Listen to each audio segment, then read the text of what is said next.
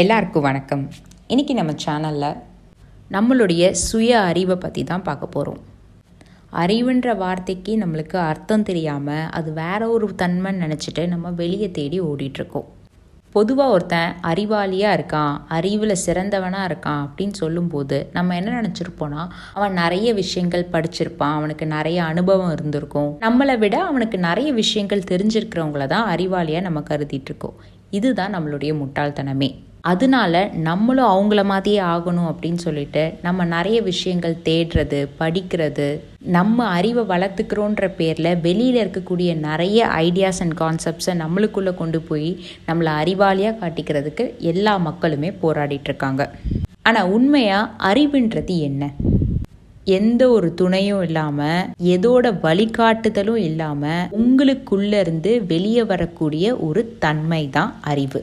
எப்போ நீங்கள் முழுக்க முழுக்க உங்கள் சுயத்தில் இருக்கீங்களோ அப்போ உங்களுடைய அறிவு சிறந்து விளங்கப்படும். நீங்கள் தேடி ஓட வேண்டாம், சேகரிக்க வேண்டாம், கலெக்ட் பண்ண வேண்டாம், ஆராய்ச்சி பண்ண வேண்டாம். இது எதுவுமே செய்யாமல் உங்களுடைய இயல்பில் எந்த சிந்தனைக்குள்ளேயும் உட்படாமல் உங்களுடைய இயல்பில் இருந்து நீங்கள் எப்போ ஒரு விஷயத்தை பார்க்க ஆரம்பிக்கிறீங்களோ அப்போ உங்களுக்குள்ளே செயல்பட ஆரம்பிக்கிறதுல அதுதான் உண்மையான அறிவு, அதுதான் உண்மையான நீங்கள்.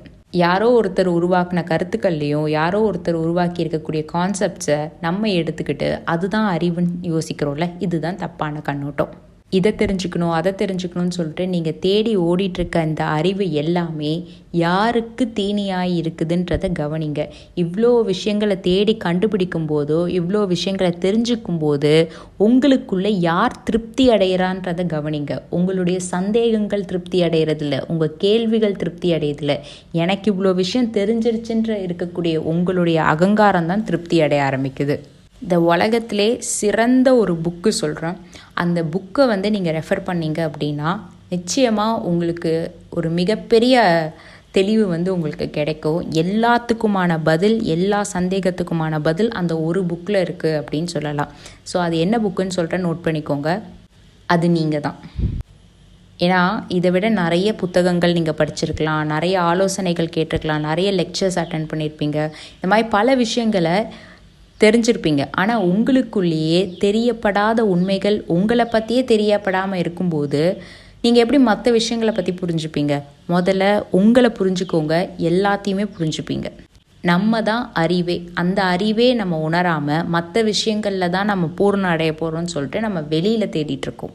உங்களை பற்றி நீங்கள் படிக்கணும், எல்லாத்த பற்றியும் நீங்கள் தெரிஞ்சுக்கணும் அப்படின்னு நீங்கள் ஆர்வமாக இருந்தீங்கன்னா உங்களுக்குள்ளே கவனிக்க ஆரம்பிங்க.